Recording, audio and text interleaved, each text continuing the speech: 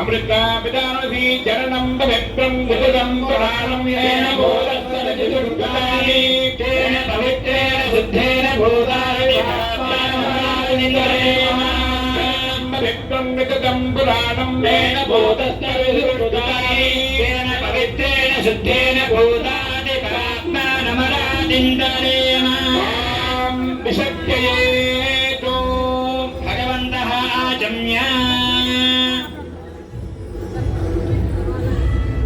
निषज्जयेतु गौर्धेन भव्या माता रुद्राणां दुहिरावसो नागस्वसादित्यारामृतस्याभिः ॐ सृजयित्वा ॐ सृजताम् कन्यादानसङ्कल्पमुक्त्वा वरस्य सुवर्णदक्षिणां दद्यातु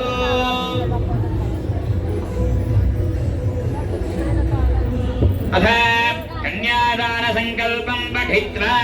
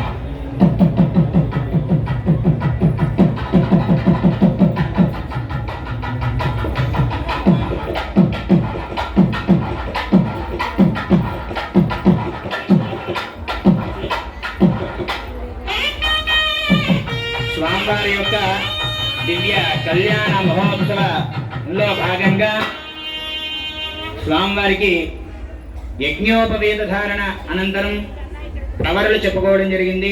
స్వామివారి యొక్క గోత్రం అచ్యుత గోత్రం. ఎందుకంటే స్వామివారు అచ్యుతుడు అంటే నాశనము లేనిటువంటి వాడు కాబట్టి ఇక్కడ స్వామికి అచ్యుత గోత్రంగా, సూర్యనారాయణ స్వామివారి నారాయణ స్వరూపంగా భావిస్తాం కాబట్టి అచ్యుత గోత్రము. అమ్మవారి యొక్క గోత్రం సౌభాగ్య గోత్రం. మహాలక్ష్మి అమ్మవారు ఆవిడే పద్మిని అమ్మవారు కాబట్టి అటువంటి అమ్మవారికి సౌభాగ్యాన్ని ప్రసాదిస్తుంది కాబట్టి సౌభాగ్య గోత్రము. అలాగే ఇంకొక అమ్మవారు భూదేవి స్వరూపంగా ఉషా అమ్మవారిగా మనకి ఇక్కడ దర్శనమిస్తారు కాబట్టి ఆ భూదేవి అమ్మవారి గోత్రం శ్రీవత్సల గోత్రం. అటువంటి అమ్మవారిని ఇక్కడ స్వామివారికి వివాహం చేస్తున్నామని చెప్పి ప్రజలందరికీ తెలియజేశారు.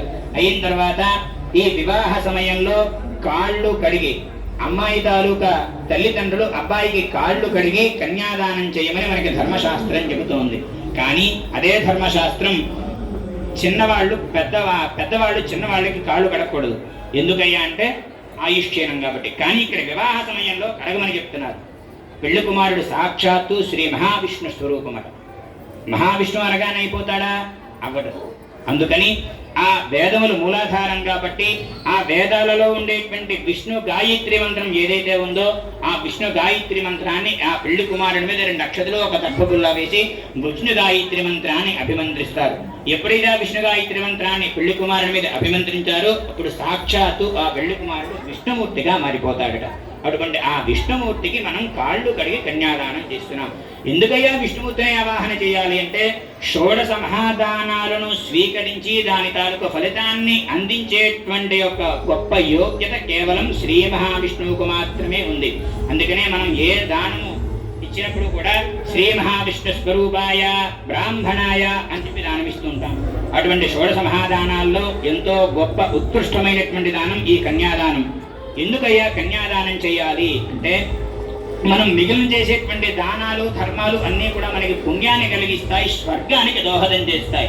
స్వర్గంలో ఎంతకాలం అయ్యా అంటే ఈ పుణ్యం తాలూకంతా కూడా ఖర్చు అయిపోయేంత వరకునే, మళ్ళీ పునరపి జననం పునరపి మరణం. మరి ఈ వృత్తం నుండి ఈ వలయం నుండి బయటపడాలి, శాశ్వతంగా విష్ణు సాన్నిధ్యంలో ఉండాలి, ముక్తి కావాలి అంటే ఏం చెయ్యాలి అంటే కేవలం కన్యాదానము చెయ్యాలట. కన్యాదానము చేయడం వల్ల ఇంకా ఏ దానము చేసినా కలగనటువంటి ఫలితం ఒక కన్యాదానం చేయడం వల్ల మనకి కలుగుతుందని చెప్పి మనకి ధర్మశాస్త్రం తెలియజేస్తుంది. కాబట్టి జీవితంలో ఒక్కసారైనా సరే కన్యాదానం చేయమన్నారు. అందుకని ఇప్పుడు స్వామివారు కూడా ఇక్కడ కన్యాదానం జరుగుతోంది. ఈ కన్యాదానం జరిగే సమయంలో కన్యాదాన సంకల్పాన్ని పఠిస్తారు. ఎందుకంటే మోక్షాన్ని ప్రసాదించేటువంటి దానము కాబట్టి అటువంటి కన్యాదానం యొక్క సంకల్పాన్ని ఇప్పుడు మనం ప్రారంభించుకుందాం. అద కన్యాదాన సంకల్పముక్త్వా శ్రీవరవిద్యాంతసనందన్యనా అనన్యన్యార్యవీర్యస్య అఖిల లోక పరిపాలనాపరాయణస్య మహాజలౌఘమధ్యే పరిప్రమాణానాం అనేకకోటి బ్రహ్మాండానాం ఏకమే వ్యక్తావ్యక్తమహదహంకార భుజంగాపశ్రేజో వాయుమాకాశాద్యావరణే బ్రహ్మాండఖండమండలే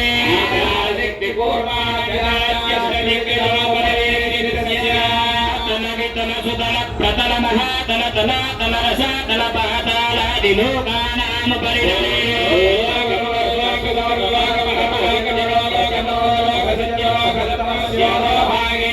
అనేక మణిరాజరాజదేశస్య సహస్రఫలామణిమండలమండితే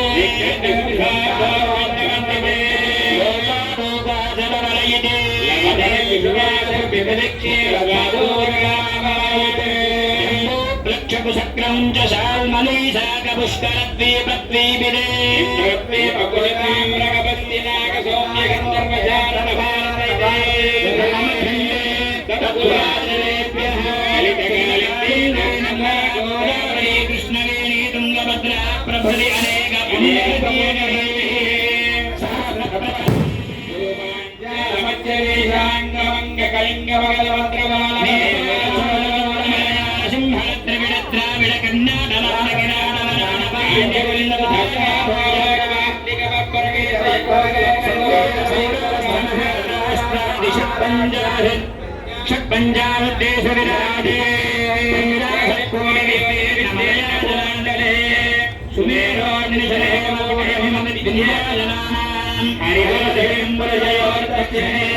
నవసహస్రయోజన విస్తే నమలయా జలావృత్తనే సురన్ధరమాంసుఖ్యావర్తన రమణక మోహారక పాంచజన్యాధమారంగేతి నవఖండాత్మకే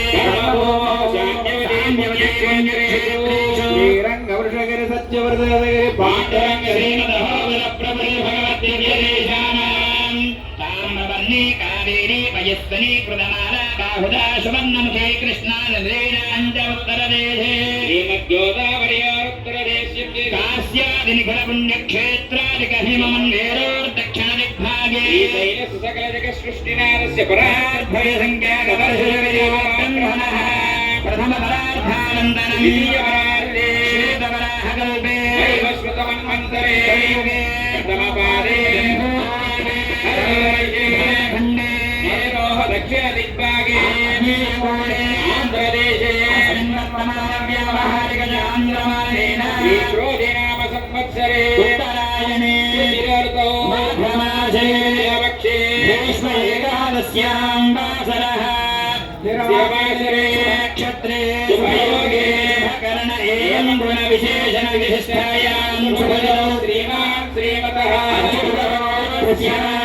श्री उषा पद्मनीछाया सौख्य समेत सूर्यनारायण भगवन्तोद्दिश्य श्री सूर्यनारायण भगवतीत्यर्थम् मम जन्म प्रभृतिवाय यौवनकौमारवार्धकेषु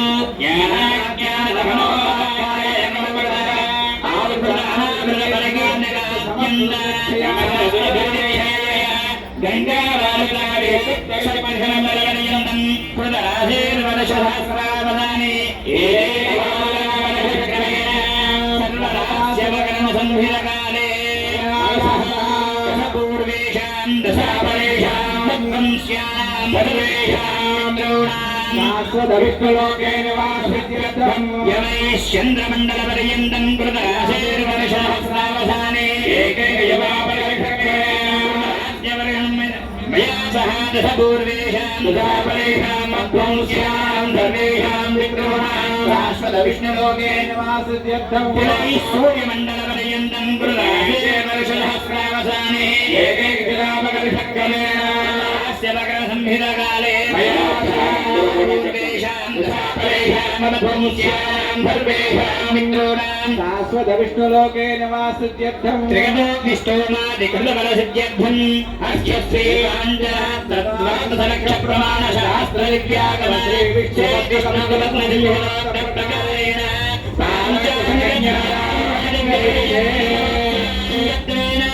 शानङ्कृता सहिरञ्जोदकन्यादानाहङ्गरिष्ये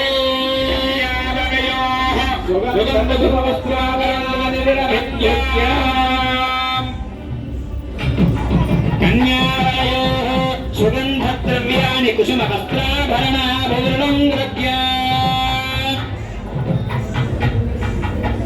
మన బాలమాలలో వేంచేసి ఉన్నట్టు ఉషా ఛాయాపత్రులు సౌఖ్యాసమేత సూర్యనారాయణ స్వామి వారి యొక్క దివ్య కళ్యాణ మహోత్సవంలోకి ఈ రోజు స్వామి వారికి వివాహ మహోత్సవంలోని ప్రవరలు చెప్తారు.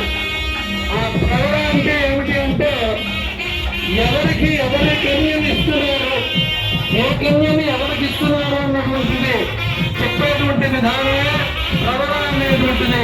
అత్యుత భక్తుడైనటువంటి శ్రీమన్నారాయణ స్వరూపుడైనటువంటి సూర్యనారాయణ స్వామి వారికి ఉషాఛాయాపద్మని సౌఖ్యము లక్ష్మీ భూదేవి స్వరూపుడైనటువంటి ఉషాఛాయాపద్మని సౌఖ్య సమేతులకి కన్యాదానంగా ఇస్తున్నారు. ఆ కన్యాదానంగా ఇవ్వడానికి అసలు కన్యను వెతకడానికి ముందుగా అసలు బ్రాహ్మణం సంలగ్న 8 మంది భాగవతోత్తములను ఇక్కడికి రాయించారు. వాళ్ళకి సూర్యనారాయణ చెప్పారు కాబట్టి సూర్యనారాయణ స్వామి వారి యొక్క ఈ వివాహం నిమిత్తంగా ఈ కన్యా ఈ 8 మంది భాగవతులను కూడా తీసుకొచ్చినటువంటి ఉషాచార పద్మని సౌఖ్యాలని సూర్యనారాయణ స్వామి వారికి ఇవ్వడానికి నిర్ణయం జరిగి అప్పుడు స్వామివారికి చరణం పవిత్రం నిగతం పురాణం ఏన పోతస్తరది దుష్కృతాని. ఎందుకు అంటే మన కన్యాదానం చేసేవా లేదా అనేటువంటిది కూడా ఆ చిత్రగుప్తుడు లిస్టులో ఉంటుందంటే అందుకే ఆడపిల్లనే కూడా కనాలి అని చెప్పేసి శాస్త్రం చెప్తున్నారు. ఆడపిల్ల కలిగినటువంటి వాడు కన్యాదానం చేస్తే ఇది 7 తరాలు అది 7 తరాలు కూడా ధరిస్తాయి అన్నట్టు శాస్త్రం చెప్తున్నారు. అందుచేత ఇక్కడ అక్కడ 11 రేఖ ఇది 10 తరాలు అది 10 తరాల వాళ్ళు ధరిస్తారు అని చెప్తున్నారు. ఆ ధరించిన వాళ్ళకి కన్యాదానం చేసుకునేటువంటి అదృష్టం కలిగినటువంటి వాడు ఆ మహావిష్ణు స్వరూపంగా ఉన్నటువంటి ఒక వరాన్ని కార్యక్రమంగా భావించి తన యొక్క కన్యని లక్ష్మీదేవిగా భావించి అక్కడ దానం చేస్తారు. ఆ దానం చేసినప్పుడు ముందుగా ఆ మహావిష్ణువుకి చరణం పవిత్రం అని చెప్పి ఆ చరణాల స్థానాలను కలిగి ఆ నీళ్ళని నెత్తి మీద చల్లుకుంటే అప్పుడు మహాసంకల్పం చేస్తాడు. కళ్యాణం అంతేనా మహాసంకల్పం చేస్తాడు. ఆ మహాసంకల్పం అయిన తర్వాత స్వామివారికి అలంకారం చేస్తాడు. అలంకారం చేసి